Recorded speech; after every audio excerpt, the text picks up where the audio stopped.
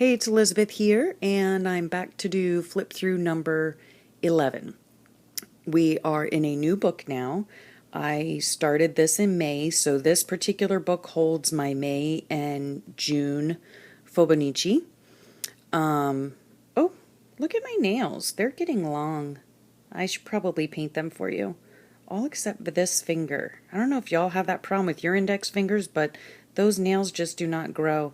It's really odd seeing my fingernails too, because I normally don't have fingernails. I never paint them either. I don't know. It's weird. I don't know what's going on or why I have them. Huh. Interesting. Anyway, I digress. This is my new book for May and June, and I use Alter composition books, and I really like using the composition books for a number of reasons. One is that they're cheap, and I am cheap. Well, frugal. We'll be nice about it. Another reason I like using the composition book is because I can change the cover each 2 months, every 2 months, because each book holds 2 months of my Fibonacci. I'm not one of those people that, really cares to have like the whole year in one book or anything like that. I like what I have. I like to use what I have on hand, and I like it. I like the size. I just like it. So anyway, that's why I use them. If you have any questions about it, then, put them in the comments below if you'd like. Also, I mentioned before in another flip through that not all composition books are created equal, unfortunately. This one I got at Dollar Tree. I don't have anything against Dollar Tree, like I've said before, but their composition books stink as far as using them for Fibonacci's. The paper in them, it's just not good. I mean, obviously, how good can it be? It's a composition book, for crying out loud. But the other Fibonacci's that I've had, I never really had any problem with. But this one in particular, like the paper, if I use paint markers, it pills. If I use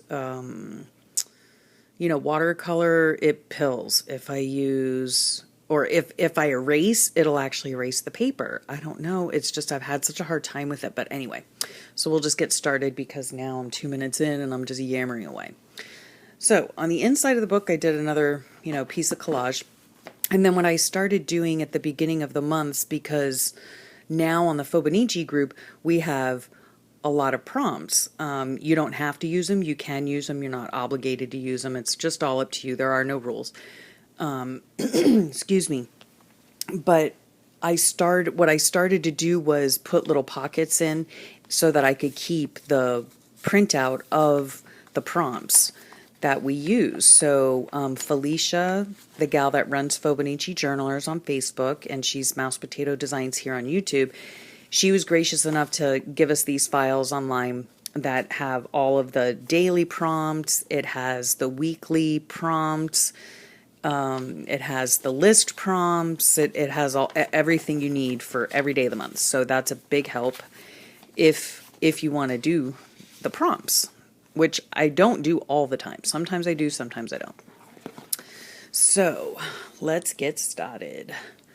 My style really hasn't changed at all, and I'm still doing the same kind of thing, very colorful, very just all over the place.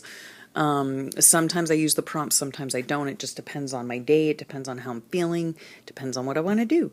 So up here, my header's pretty much the same. Last month I did stamps in this box. This month I'm using just little Bible verses for those blocks. And this day, we were back to the hospital for my big handsome. Most of you know he's been having health issues, so we had to go to the hospital for a procedure that he had to have done. He had to have a stent removed that he got placed in his person back in Minnesota back in April. And so we had to go get that removed, and it was a family affair, and we all got up at the butt crack of dawn to go support Daddy, so our big daddy. So everything worked out well. It took all of 15 minutes, so that was good. Then down here, the prompt of the day was a few things about me, which most of you already know a lot about me.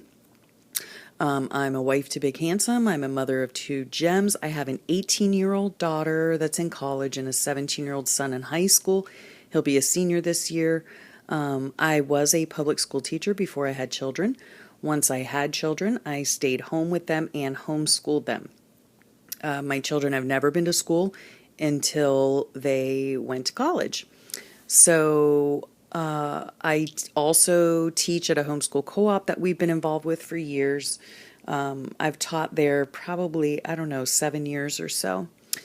And I'm a bit of an agoraphobe. Oh, wait, I forgot this one. I was diagnosed with POTS in 2009, which is postural orthostatic tachycardia syndrome. It's a mouthful. And it basically just means, like, you know, you're going to feel like crap. But you got to go on. So that's basically what POTS means to me in a nutshell.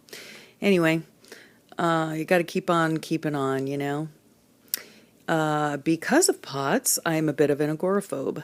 I do suffer with anxiety, but it's not your typical anxiety. It's because my autonomic nervous system is messed up, and so my body kind of stays, at times, gets stuck in the fight or flight mode. It's really annoying, so driving is an issue for me. I don't like going places. I don't really like leaving the house, but occasionally my Big Handsome, he takes me out for walks, you know, every once in a while. Just kidding. I live in Miami during the week, and I spend most weekends in Key Largo, and I adore my family.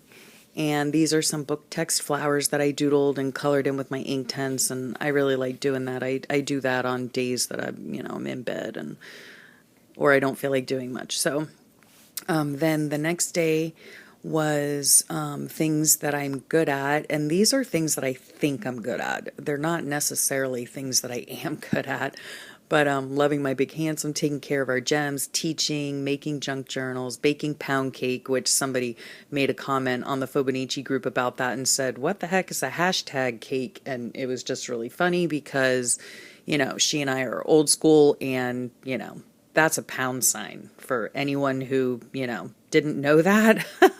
That right there is a pound sign.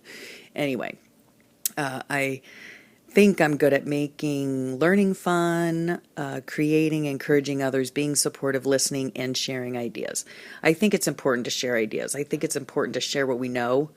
And yeah, I like it when other people do it. That's why I love watching YouTube, because of all of the wonderful people on there that are willing to share their ideas. Then this night was the fight of the century, the Mayweather and Pacquiao fight, which I did not watch, but my gems went over to the youth pastor's house and they all watched the fight together. And they didn't get home till 1:30 a.m. And my son also went out and saw the Avengers with the youth group the night before. And then this day, migraine, big surprise, huh? So a girl's best friend, not. So I spent all day in bed. And the prompt of the day was what I look forward to, and these are just some of the things that I look forward to. I really do enjoy collaging. I enjoy cutting things out of magazines. I enjoy cutting and pasting. I don't know if I'm channeling my, inner 5-year-old, but I love to cut and paste. So that was that day. And then on this day here, I was doing the happy dance because I was so proud of my husband. He had made it to work for the first time in a month. So he had been home, being sick, and for a whole month, for 4 weeks, which is like so unlike him. He has missed more work with this illness that's going on in the last, year, I would say, than in the 25 years he's been working where he is now. So combined, like, he has missed more work in the last year than he has in 25 years combined. It's been crazy. And he's just not one to be sick. He's not one to not go to work. It's just been really weird. And it's put a big fat wrench in our lives. But we'll get through it. We're getting through it. And anyway, so I was so proud of him for going to work. And I was continue to be proud that he has quit smoking, and he has really stuck with it. He's on the vape thing. And so I'm proud of him for that. And one of the prompts, I guess, was what we listened to or what's on our playlist or something like that. And so I put some of my Pandora channels, and I listen to a variety of music, anything from, Snow Patrol. I mean, these were just happened to be, I think, the first 10 on my list. But yeah, I listen to a bunch of different kinds of music. Excuse me. And then this day here, it was my weekend goal, what my weekend goal was, and my goal was to enjoy life. And it was Tuesday, so we have Tangle Tuesday, and I did this ribbon tangle, Zentangle, that I really enjoyed doing, and I think it came out nice. I like all the shadowing and everything. It was fun. And running my fingers over these pages just annoys me because I can feel how crappy the paper is from the Dollar Tree. So anyway, but I digress again. I received my morning love letter from Big Handsome, and so that was nice too. I had received it the day before as well, because he had gone back to work after being home for a month, and so, I hadn't gotten a month's worth of love letters. I mean, I had him for a month. So, but I didn't have his love letters for a month, so I was glad to start getting those again. And he was a bit worn out. He had gone to work for 6 hours, and so he was pretty worn out by the time he got home. And then this day here was, let me think. It must have been something like something you really enjoy drawing or something you really enjoy doing. And I enjoyed drawing these whimsical trees, and I put scripture in the branches. I'd started a journal of these drawings that I do a few years ago when I was diagnosed, and it's just something that I find relaxing, and I love the way they turn out. And I think they're pretty, and I like looking back on them. So I enjoy drawing my whimsical trees. And let's see here, and then this day was, I'm not sure what it was, but I put shows that we love, and we watch HGTV a lot. And it was a couch day surprise, so my husband must have been, and I don't mean couch day surprise, I mean couch day like it's not a surprise, Big Handsome had been to work a few days, and he was just wore out, so we were watching a lot of HGTV. I have no blog goals. I do have a blog, but I haven't been on it in a long time, and so yeah, I don't do that very much anymore. This was a quote. A gal on the group sends out these quotes, and we can either copy them or do our own hand lettering or just write about what it means to us, whatever we want to do. And the book that I was reading at the time was called Breaking Night, about a woman who goes from being homeless and then works her way up to Harvard.